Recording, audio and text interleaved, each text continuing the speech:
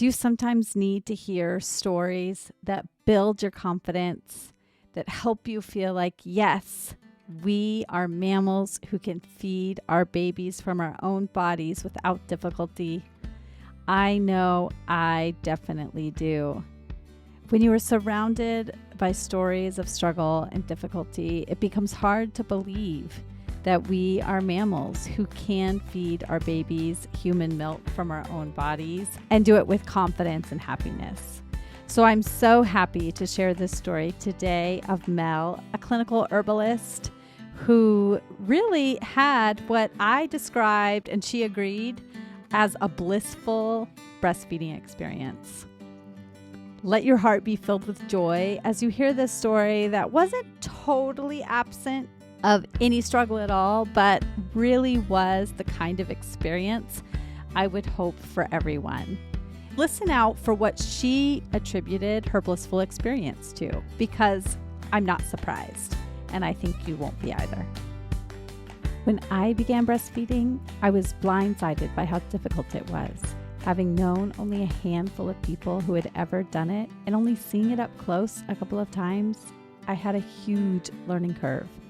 Since then, I've become a doula, a childbirth educator, and an internationally board-certified lactation consultant, or an IBCLC.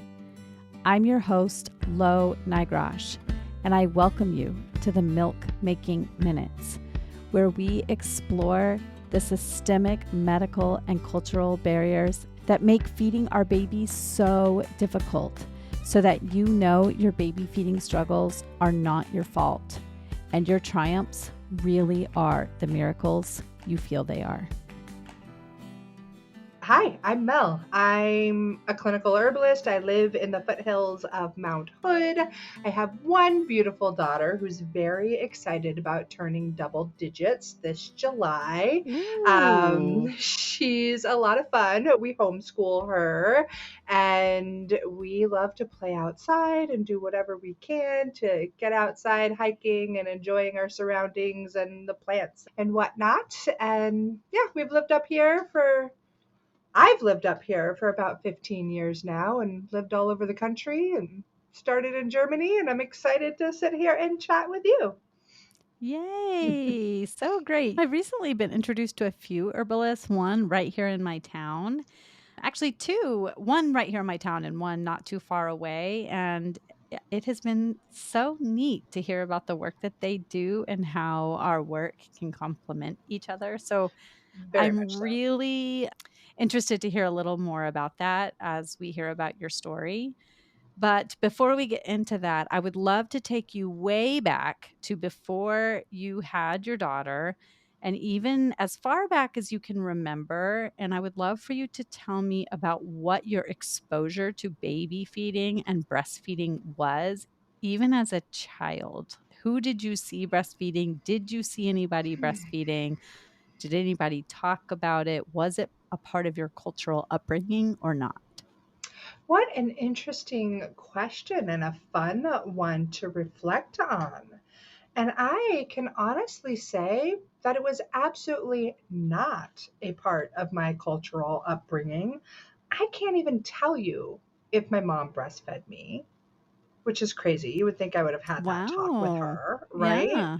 Maybe I did have the talk with her and forgot about it. I can imagine she would have tried, mainly because my parents didn't have the money to buy any formula. So let's go ahead and take advantage of what nature gave us. I am very much the most kind of natural minded person in my family out of all of my siblings. Not to say that they aren't, but they're definitely not as much as I am. So I'm just trying to think back. I think there might have been a few people who breastfed around me in the days, but I never thought anything of it. It Mm. was not a thing at all. Like, just did not even click because I didn't even think I would become a mother. My daughter was a surprise baby. um, Wow. and once that happened, I was pretty adamant about going as much of a natural route as I possibly could. And what a gift and a blessing, obviously. I'm very happy that happened in my life. Yeah. Yeah. And when you think about what you thought of baby feeding what you thought baby feeding entailed as a child? Did you have bottles? Did you pretend? Now I'm thinking a little bit more. My cousins were younger than me, and I got to be like a big part of their early childhood. And it was all bottle feeding back then. I got to feed them, I got to change their diapers. That's what it was. It was the 80s, and that was the big thing then. Mm-hmm. Okay. Yeah. Okay, great. All right. So you say that your daughter was a surprise. So Ah, I'm assuming you didn't do tons of prep leading up to the pregnancy when it comes to childbirth or baby feeding. But once you found out that you were pregnant, did you try to educate yourself at all about breastfeeding or baby feeding? I definitely dove deep because at that point in my life, I was already studying clinical herbalism and I had been already invested in Aviva Rom's herbal medicine for women's health program. So I had quite a few legs up in that department. And I was a very avid researcher about all of the things natural birthing and natural families. And yeah, there was no stopping that except mother nature and my child being stuck in a position to where we did end up getting an emergency cesarean, despite me saying that's never Mm. going to happen. I know, the best laid plans, right? Yeah, so then go ahead. Tell me about what happened in the birth, and it doesn't you don't have to tell the whole birth story, but knowing that the birth can then impact what happens in that initial feeding.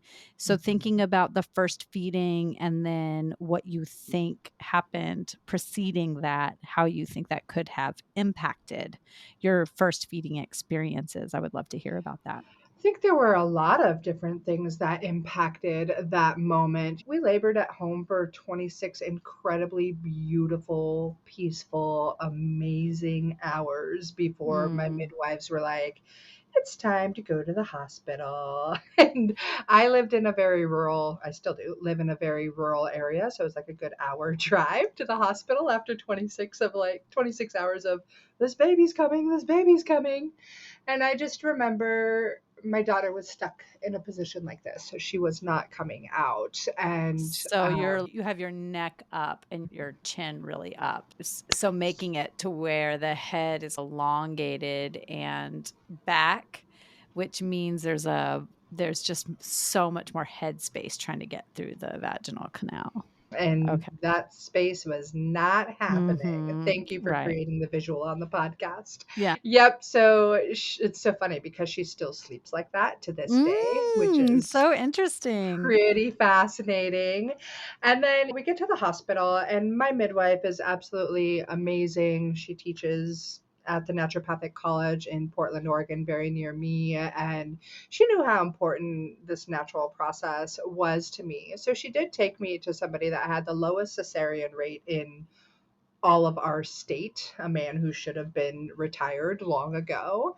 And we got to him and he's like, this is happening. I'm like, okay, great. And I just remember the anesthesiologist, like, hey, we're going to give you this and that. And at that point in my time, I'm like, I don't care what you're Mhm. doing. Like, just make this happen. And I think it was quite a blur from there, but I do recall afterwards the nurses continuously asking me if I wanted any pain pills or anything like that. And I was very stubborn and I have a very high pain tolerance. So I declined all of the other medications after that cesarean, which I think most people would be like, wow, you're absolutely insane. But I did it because I was worried about my daughter and not wanting her to be on painkillers as a baby at that point in time. And that might not be the right choice for other people, but it was for me at that time. And then we weren't expecting our hospital visit, and we had some other trauma happen within 2 days of my daughter's birth where our dog got ran over. And we left Oh. the hospital. We didn't plan to go to the emergency vet and pick up our dog. It's fault. And it was my partner's dog. So it was a lot of emotional trauma at that time. And I remember prior to leaving that hospital, being there, learning to breastfeed, learning to latch. We used that little syringe taped to the finger. That was really helpful to just get that the mouth movement of her. But once we got through that, after the first day or two, we really didn't have much for problems in breastfeeding. It was what we did, and it was beautiful. So do Yeah. you remember the first latch and what that was like? Not really. I wish I Mhm. did. I wish I had some Mhm. like magical moment, but I think it was just like this.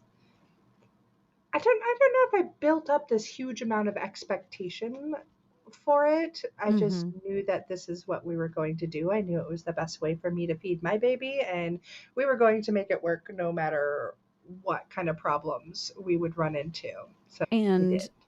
yeah, and so when you were in the hospital and you were using you said a syringe or was it a tube taped? It was a tube taped to Okay. my finger that had a Okay. syringe connected to it. Okay. Okay, great. With your breast milk in it. Yes. Okay. And were you hand expressing or were you pumping breast We were milk? hand expressing at that point in time. I do remember getting the first bits of colostrum out, and wow, that's so exciting. There it is. Mm. How fun. Yeah. It was so fun. It seems so long ago, though. Like, it Yeah, was I jogging the know. memory really well. Almost a decade. Yeah. It's Yeah, wild. that's great. You were able to hand express colostrum. Was there somebody that was teaching you that, or did you just try on your own? I just tried on my own. I think somebody may have come in, but I was already doing okay. And they're like, oh, we're here to support you. And I'm like, that's great. I got it. And I Mhm. may just be that kind of stubborn person that's Yeah. very adamant to figure things out. No, that's great. That's great. I, as a lactation consultant, whether I'm coming into somebody's house or I'm at the hospital, my goal is to build someone's self efficacy. So if that self efficacy is already there, that's fantastic. Well, Your that's job what becomes easy. exactly. Yeah. Yeah. If I walk in and somebody says, I'm good, then that's great. Yeah. Yeah, they were really nice in the hospital. Very kind beings for sure. I love the whole Yeah. L&D teams, all of them. Amazing Yeah. people. Yeah. So you were using the I'm calling it the SNS tube, but it wasn't quite taped to your breast. It was on your finger. And Mhm. was that because she wasn't quite latching on yet? That is what I believe, but I don't remember having a long struggle in getting the latch to happen. I don't remember that part, but I do remember using the tube and the finger. And that only lasted for a very few short days. Okay. And while you were in the hospital, and then by the time you went home, she was already Mhm. latching. Okay. Yeah, Yeah. I see this in the hospital where there's a rush to get babies feeding, and there will be extra tools being used to get milk in the belly more quickly. Would you say Um, that rush is on the part of the care staff there or on the part of the mothers? I think it's a combo, but I think it comes from the care staff typically, Mhm. that there's this idea that because what starts to happen is you see that weight loss and the weight loss is getting tracked, but often that weight loss is happening because there was an induction or there were IV fluids during the labor and delivery or there was a 45-hour labor and baby is really tired too by the time they get delivered, and so that first day and a half, 2 days maybe, they are very sleepy and not as interested in feeding. And so then there's this pressure to get baby nursing. And when baby is uninterested in nursing, then they start to suggest other ways of getting milk in the belly. Yeah. And of course, we want to make sure our babies are being fed Right. and we don't want to have these huge losses. But I think, if you backed it up to other systemic problems in the birth world, then we might not have this particular feeding issue, but you have to deal with each feeding issue at hand. And I'm not saying that's what happened in your case. I wasn't No, there, I'm just you know. listening to the whole situation, like what Yeah, it's yeah, like yeah. being in the hospital and working with so many mothers. It makes me curious too. Yeah, yeah. But it sounds like you were able to help her suck, and then by the time you went home, she was latching and Mhm. she received breast milk exclusively, and you're not looking back on that time feeling like it was traumatic or stressful or that anybody was making you feel anxiety about the situation. Yeah, I didn't. That particular part of the situation was not stressful or filled with anxiety at all. And that's really interesting. Like now I'm a part of some lactation groups just to be there to support other moms and things along those lines. And I see the immense amount of stress these moms are going through or putting themselves through. And it makes me feel a lot of compassion and Mhm. sadness for them, Yeah. and this immense amount of pressure or the guilt when it doesn't work out for them that I'm just hearing from them, and it hurts my heart. If you are feeling the immense amount of stress and pressure from trying to feed your baby, and you've gone to the Facebook groups, and you might have even had a lactation visit at the hospital and it really wasn't that helpful, I want to tell you that a private practice lactation visit with me might feel very different than visits that you've had previously. I would love to provide you the kind of compassionate support that so many of my clients have received. So reach out if you're feeling stressed out. There's no reason to keep feeling unsupported. I would love to help you feel less stressed and more secure about how to feed your baby. Yeah, it's so hard because there really are so many systemic problems that get in the way of baby feeding. Oh yeah.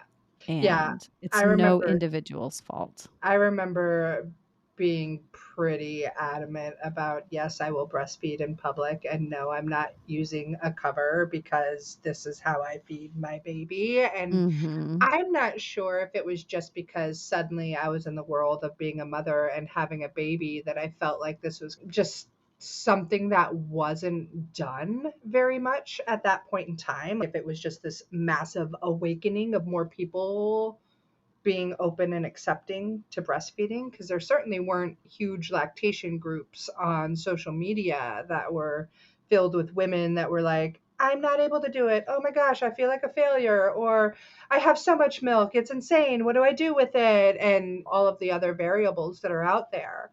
And that was only, again, 10 years ago. Yeah, I guess you may know this better being in the world as a lactation consultant. Is that something that's really coming out to the world in abundance in the last 10 years, or was it prior to that?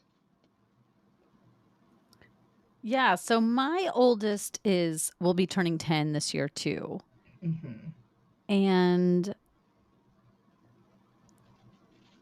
I was on Facebook and I joined like a local Facebook support group. And I do think there were some bigger Facebook groups, but I knew enough. I had educated myself enough and to know about breastfeeding that even though I was not a lactation professional 10 years ago, I could tell in those big groups that the answers that were given were not evidence-based enough to be helpful. And so I pretty quickly decided not to stay in. And Mm-hmm. now I'm back in them. And I do find that there is this sense of anxiety. My thesis about this is that we have not grown up in a society where we see breastfeeding around us from our very earliest moments. It is not a part of the air we breathe culturally, and it's in a lot of the anthropological studies. When it's the only option, when you're surrounded by it from your earliest memories, and when there is a lot of support. Mm. So in societies where there are allo mothers, in some social groups, an infant will have anywhere between 5 and 12 primary caregivers, not one. And How so dreamy is I that? know the mother can actually take a nap, she can Mhm. rest, she can feed herself, she can shower because there are so many other people available. And guess what? Some of those primary caregivers are also nursing that baby. Mhm. And so you don't feel like you're the only one who's providing for the baby at all Mm. times. And so I Sounds think, amazing. yeah, so I just think we societally have a structure that sets us up for failure. And because of that, we feel like failures. Mhm. And because we're feeling like failures, yet we know we're mammals and we're supposed to be able to do this, our anxiety increases. And then the people we go to for lactation support, like our pediatricians, are not educated on breastfeeding. And then Mhm. the anxiety increases because we get bad advice. I see it constantly. Like we could go nuts inside of those Mhm. groups. And it's very sad to me to see how much poor information is given. It's kind of Mhm. what made me do what I do in this world too. And it's so important to have a bit of science and a bit of anecdotal evidence on our Right. side. Yeah, Like, yeah, you need both. yeah, Right. absolutely, for sure. And I feel for those moms, me in particular, as like speaking as an herbalist and helping moms discover what's safe and for their children, just the amount of poor information. Do this, do that, with nothing to back it up. You're already stressed and tired and exhausted as a mother, especially a new mother, because you don't have that six, five, however many person support team helping you raise that infant in this society. And now you have a thread of 100+ answers to navigate through, Mhm. from Joe and Schmo and Jill to know what they're saying. And now you're going down the Dr. Google rabbit hole, ending up even more confused. I know. It's so hard. Yet It's it's so the bad. only, at least when you ask in a Facebook group, you can you have that separation, because if you ask a friend and they're judging you, well then that judgment always follows you. So I understand why so many people choose that route, because you can close the app, Oh, turn yeah. off the computer. It's so hard. Yeah. It's really hard. As if we So don't have enough struggles as mamas. I know. Yeah. Yeah. It's really hard because we're working within a system that just doesn't support people to take Hmm. care of their children. The sick care system, not the healthcare system. Yeah. Sadly. And culturally as well, the healthcare system and the cultural structure. Mm. If we're lucky, we get 12 weeks of paid maternity leave. At 12 weeks, that's when our milk supply has just regulated. And then you Mhm. have to start pumping away from your baby. And it's a whole new ball game. It's so hard. It's so sad. I know. I'm gonna cry. No. I know, right? Yeah, yeah. Going back to your story, you went Yeah. home, and then how did things go once you were at home? You're navigating this emotional trauma of losing your dog unexpectedly. Did your dog The dog the survived. dog The okay. greater emotional trauma was the conflict now between my mother's poor decision making and the near death of my partner's dog, who she's laying right beside me right now. And Oh, wow. she's 14 and a half. And Okay. actually, this weekend we have been discussing, is it that time? Is sad. The fact that we got an extra 10 years with her is pretty amazing. So, Yeah. yeah, it was really challenging dealing with that emotional trauma, because the reason it happened is because my mom, bless her heart, she's amazing. I love her. She's brilliant. She's been through her share of trauma in life. She was basically reliving her teen years, because I was her last kid of three at the age of 22. And I had this beautiful birth all ready to happen naturally and beautiful on my 10-acre property in my lovely little home at that point in time. And when we went to the hospital, she called me and was like, "Can I invite my boyfriend over to be there?" Like, a dude she'd been dating for 3 weeks. her track record with boyfriend choices is not awesome. And I'm like, no, She you wanted him to can't. be at the birth. She wanted him to come when I was coming home. So like she wanted Okay. him to come up and hang out and wait for me to get out of the hospital so I'd come home with my No. one and only child and be like, No. He "Hey cannot be dude, there. dating my mom?" Exactly. And so she got pissed that I would not let her have her boyfriend come up there and decides to leave, and we lived like a mile up this dirt road on the side of like it connected to Highway 26, which is like a big, busy highway through our little rural area. And she has two dogs as well. And my dogs were usually outside roaming about. And she decided to leave. And so this one dog, oh, you're leaving with my dog friends, follows her down the road, gets run over. Yay. Fortunately, my brother and his wife, my sister in law, were there with their daughter and waiting for us to come home. And they got the call and went and took our dog to the emergency vet. So that was all traumatic. My partner was livid. I was livid. Everything was just a mess. And I remember Anira, she was 4 days old. It's my daughter. And she was crying for 4 hours straight. And we were like, did we break our daughter? What's happening? Like, why is this baby crying? Mm-hmm. And I decided to give her some of my tea that I made called Peaceful Baby. I made it for colic and teething and all of the things. And I gave her it through that same syringe and tube part. And I gave her 5 mils of it. 5 milliliters. That's not a lot. And she fell asleep for 10 hours. And then I was really like, did we break her? What did we do? Did we break our child? Oh no. But it really helped calm her down. And I'm pretty confident that her crying was due to our emotional stress of that time and back and forth. What do we do with this dog? What's going on with all the trauma with my mom? And just all of those things. She was feeling that stress and therefore in Yeah. great abundant. Yeah. Oh, so fun. So yeah, after that, everything with breastfeeding was pretty easy. I was still in recovery and healing. I did have quite a few people in my community come over to hold Anira and love on her.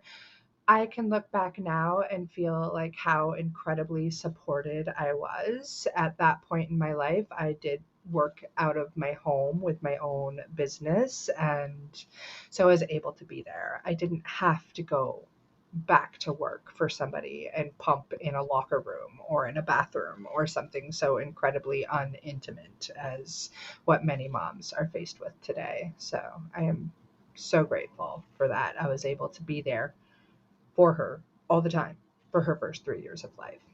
Yeah, that's amazing. And in many parts of the world, you would still get that paid time off, even if you owned your own business. Mm. Some people think, oh, I'll work. I work from home. I'll just work from home and I'll have the baby there. And it's hard to work and have a baby with you simultaneously. It sure Um, is. it is not easy. So, Yeah. how did you manage that?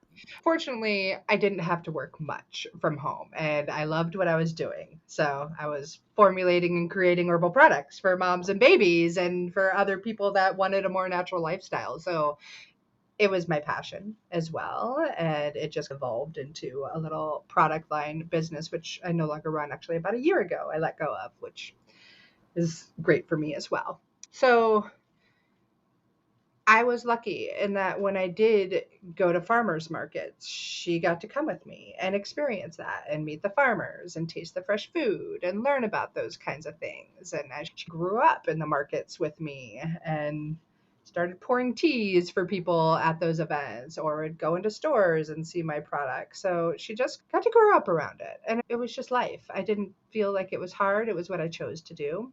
Mm. The business, all in all, if I look back on it, I'm like, oh, heck yes, that was hard. But Mhm. I was also, again, back to that stubborn and determined person I might have mentioned that I am.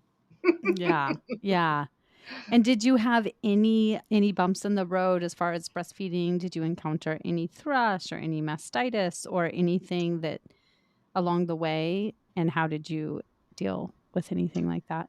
I was really lucky and I didn't, but I was also really well prepared. I Okay, had read a lot and like how to avoid thrush and how to avoid mastitis. And if it does happen, what do you do? And I was so lucky that it didn't happen. great. And Yeah. what were the things that you were doing to avoid? I was just breastfeeding regularly. I didn't have to be interrupted by it. If she wanted to feed, we could. If I was super engorged, I could do something about it. I wasn't put into a position where I couldn't.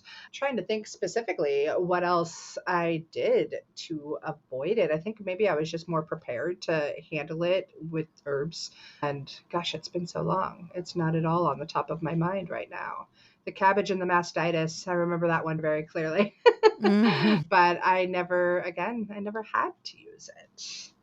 Yeah. I made it a great point to eat very nourishing foods and to support my nervous system and to drink very nourishing herbal teas that also supported my nervous system. I spent a lot of time outdoors. I was surrounded by nature. I was really lucky. I Yeah, was really that's great. lucky. Yeah, Yeah. that's great. And did you have a family doctor or a pediatrician that was supportive of your baby feeding choices? My midwife is now my naturopath, and she's also incredibly amazing.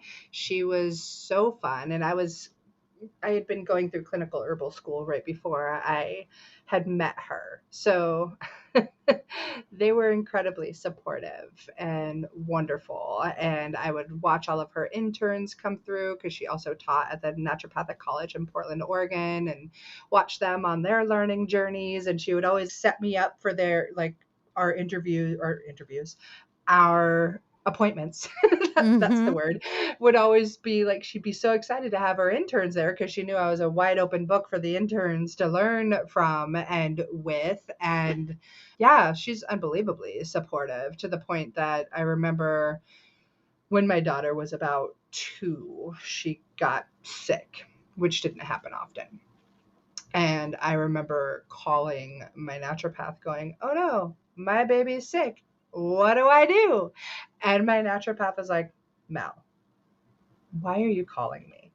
Like, you know what to do. Why are you calling me? You know exactly what to do." And I think at that moment, I was like, oh my God, she's right. I am a clinical herbalist. I own my own herbal apothecary. I help other people with all of these herbs. And here I am worried about what to do for my daughter, my 2-year-old's like cold. It was a very basic cold too. And they were just like, you don't need us. And that was a pretty awesome moment in time. I remember being on the phone, like, what do you mean? And then when it clicked afterwards, I was like, oh, everything I've been dedicating my life to is all right here. So cool. I don't know. Yeah, Yeah. amazing. Yeah. And then did you ever have any pushback from family or people in public? I know you're in Portland, Oregon, so Yeah. it's a little more open, but Right. especially as she got older, how long did you end up breastfeeding? We breastfed until like about a month before her 3rd birthday, and it was just Mhm. like clearly time to stop. I did not feel any pushback because, yes, I am in Oregon. I'm about an hour east of Portland. Yeah, right, at Mount Hood, yeah. Yeah, it's pretty. It's way prettier than Mhm, Portland. mhm. I do live in a pretty liberally minded, open minded area. I am also a person that carries myself in a way that says, oh, you want to talk shit to me? Excuse my language. Don't. Because Mm. it's not worth your Mhm. time. Whether somebody would have thought something about it or not, I would have just quickly brushed away and been like, get over it. Because I am. This is my baby. These are my Mhm. breasts. I am feeding her. She is well nourished. If you do not like it, do not look at me. Ta Mhm. da! Yeah. I don't need your comments. And sometimes with strangers, that's a lot easier. And with family members, there can be a little more conflict because they actually know your personality and they don't care. They're going to talk to you anyway. But you didn't have anybody in your family who ever was like, when are you going to stop? Or Anything like that? No, I don't Okay. think we did. I think they all knew that they also know me well enough that I'm going to do whatever the heck I want to do. Okay. So they know Great. it's not worth their energy to argue with me either, too much at least. Maybe there might have been a slight bit of resistance from my mother in law, who's Mm, very much not of that kind of mindset, but also she's that person that I can come in and educate quickly and be like, this is why I'm doing it. And if you want to have a problem with it, great. That ain't going to stop me. I'm going to right. nourish this Yeah. baby as best as can be. Yeah. Try and Great. argue with me about Yeah. it. And what yeah, give it a try. Yeah, Um, go for it. what was your weaning experience like? Super easy. I think like I was sad about it because I'm like, but my baby, but this is our Mhm. bond. This is what we do together. But it was just very clearly that time. I was like, oh, I'm noticing like she's not as interested. I think I was getting to that point where I'm like, okay, would you get off of me? Because Mhm. that would be great. um, Yeah. I totally know this feeling. yeah. And so we just did it. There was no, I didn't feel much resistance from her. Sure, there were a few months afterwards where she's always reaching in my shirt or saying she wanted them, but I'd just say, no, we're done with that right Mm, now. Everything's mm, okay. I think we tapered off slowly, if I remember, but it was a pretty easy experience as well.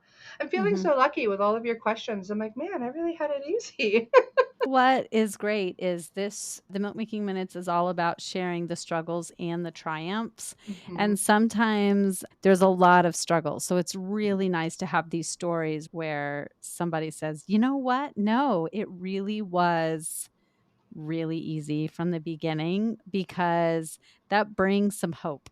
Yeah, it really was. And it was really beautiful.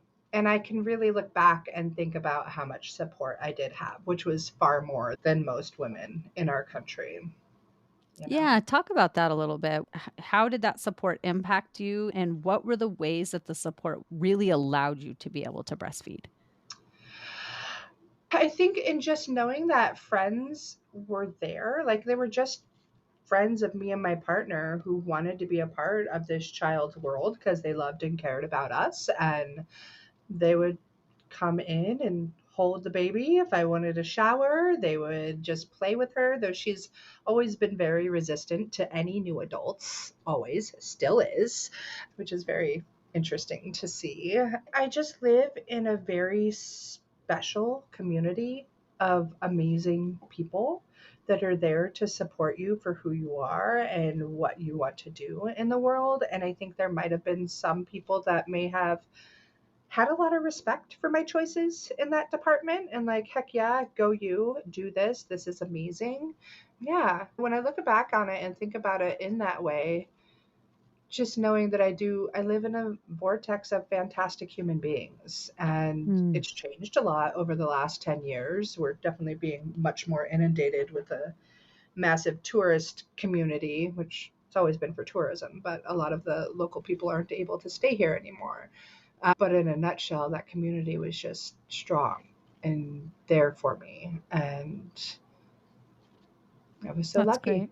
Again, Yeah. I didn't have to go anywhere. I didn't have to do anything. I wasn't stuck on a computer working for somebody else while trying to nurse my daughter. I was playing with herbs with her on in my Moby wrap or in my Ergo. And how cool is that? Letting her smell the herbs and feel the herbs and touch the herbs and yeah. Is she into herbs now? She's awesome. Yes, she is. Mhm. She actually, I was having a chat with my team yesterday, and we were talking about one of my next lessons I'm teaching about teaching your kids herbal first aid. And here comes my daughter down the stairs. Hey, mom, do you have any plantain for that splinter I got at the coast? Because we just got back from a camping trip, and like it was in the middle of a Zoom call, and they're like, "Can you cut that clip right now?" So she knows more about herbs than most adults in our country, That's which is amazing. it's Yeah. great. It makes me Yeah. happy for her. Yeah. Yeah, because she knows which ones she has a powerful relationship with, and she's developed those, particularly with chamomile, as like one of her absolute most necessary herbs for her because she does deal with a little bit of anxiety, which immediately turns into a tummy ache for her. And since she was a toddler, she would come up to my teas and pick out the chamomile flowers and just eat them. And Mm. now, if she has like any kind of anxiety or a tummy ache or anything, I can go as far as saying, "Would you like me to make you some tea?" And she will instantly calm down without me making the Wow. tea. Like Mm. she's Just got that, knowing that like, it's there. Right. that's her comfort. And I think it's so beautiful to see. Yeah, that really is. Yeah, Yeah. it's really cool. So she definitely has. She's a nature girl, super connected in that way in all the ways, which is great. And it makes me feel that it's funny that I never thought I would have a child because I started going to school in the late 1900s and the early 2000s for environmental and experiential education and making sure kids got outside and in touch with Mhm. nature is really fun for me. I always loved to do that. And to think that I wouldn't want a kid. Come on. Who the heck was I? What was I thinking? I think it was more that my mom had three at the age of 22, and I was like, I don't ever want to do that. Yeah. Yeah. Yeah. Before we get into talking about how people can connect with you and find your work, I would love to know when you think back on your almost 3 years of breastfeeding, and now it's been 7 years since you were Right. breastfeeding. When you think back on that time, if you were able to travel back in time in a time machine and think about that time or be able to experience that time again, what would you go back and re-experience? That connection, looking at those eyes, watching that cute little baby mouth suckle, listening to her breathe and seeing those cute little chubby fingers wrap around my giant breasts because they are giant with or without milk, and Mhm. just watching her love that. And when the eyes would roll back into the head and you could see that they're Mm. just in this state of ecstasy and bliss and love, I would go back to that in a heartbeat. Mm. I will say, to my downfall in my breastfeeding time, it is when I got addicted to my cell phone. Mm. I was not addicted to my cell phone prior to that, and it would have been lovely had I chosen books instead of my phone to scroll. If I could go back and change anything I would have done during that time, that's what I would change. I would not do the phone scroll. I would focus more on that connection with her, Mm. and I would read a Mhm. book instead if I were really bored. But yeah, I can definitely pinpoint that time. Like, obviously, our phones are designed to make us addicted. And boy, howdy, do they. That's when it really happened for me. So, Mhm.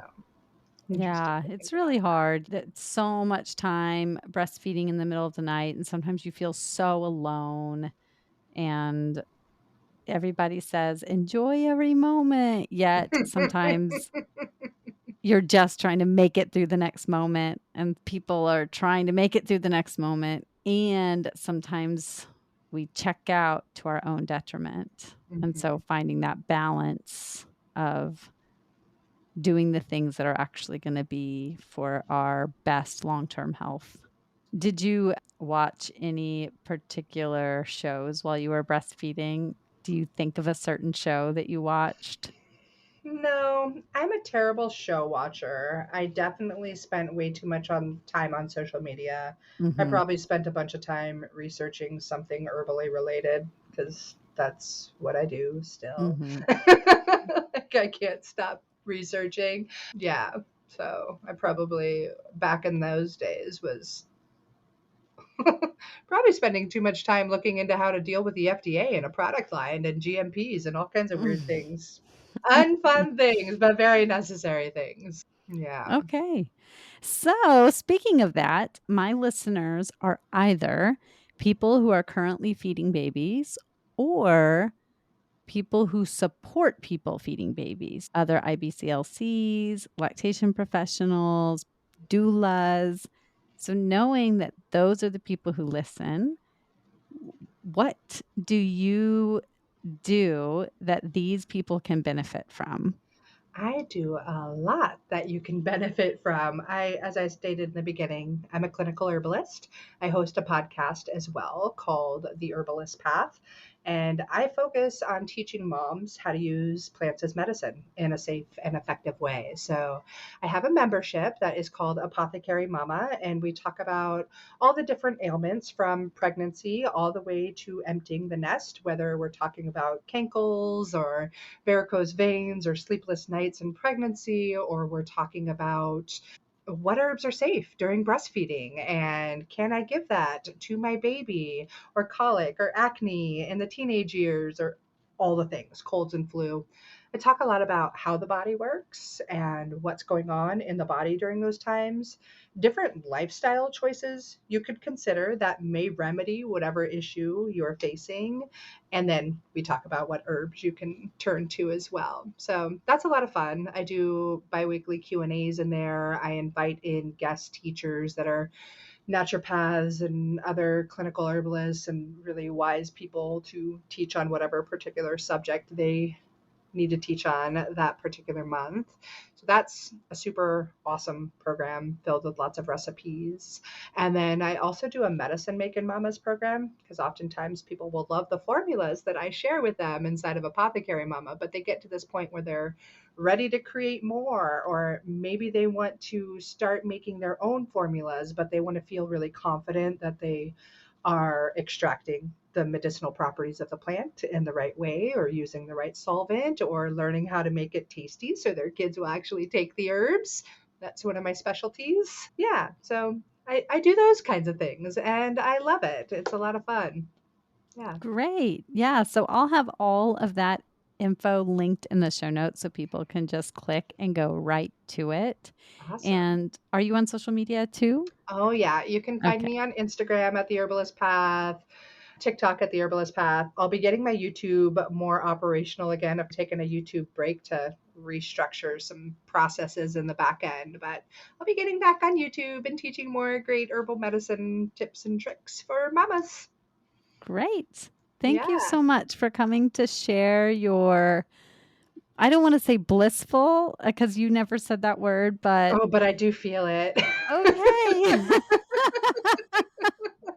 Your blissful breastfeeding story, Oh, because it's so nice to hear a story where even though your birth story did not go as you hoped, you were still able to have a breastfeeding journey that was everything you wanted it to be. So I really am so thankful for a story like that, and it will bring so much hope to my listeners. oh, good. That makes me so happy, because I was like, oh, I'm going to go on and say everything was perfect, but it wasn't all perfect. It was beautiful and it was blissful and it was challenging. And I'm so grateful I had the opportunity. Thanks for having me here, Lo. Did you catch what Mel said made the difference for her? It was brief, but she said it was the community support she had around her, the people who helped her and protected her while she fed her baby in the way that she felt was best. And the scientific and anecdotal evidence tells us that that really is what makes the difference for people in the postpartum period. If you are looking for a community of people who want more blissful breastfeeding experiences for more people, especially if your experience was not blissful and you would like to eliminate more of the barriers that make breastfeeding and chest feeding and pumping so difficult for so many people, join my Milk Making Minutes community group on Facebook. It's not going to happen overnight, but we are going to keep the conversation going, ask each other questions about the barriers, and talk together as both parents and professionals to improve the landscape for those coming behind us so that barriers get removed. And the only way to remove the barriers is to bring light to them, shine light where the darkness is. Go ahead over there so that you can be a part of the discussion. See you there. Bye. Hi, Julie. Hi. What do you think is the best part about breastfeeding? I don't really know. What do you think babies think is the best part? Their mama. Being with their mama? Yeah. Being close to their mama? Yeah. And get it? B. B? As in the Amazon. Bzzz. Do you think they like snuggling their mama Yeah. or their parent? Yeah. Do you think they like the milk? Yeah. Do you remember the taste of mama milk?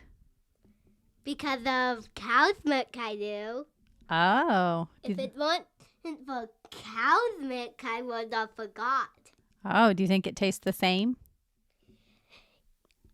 But cow's milk is much colder. Cow's milk is colder. So you remember mommy milk being warm Yeah. and cow's milk being cold. Yeah. Thank you. Bye. Bye.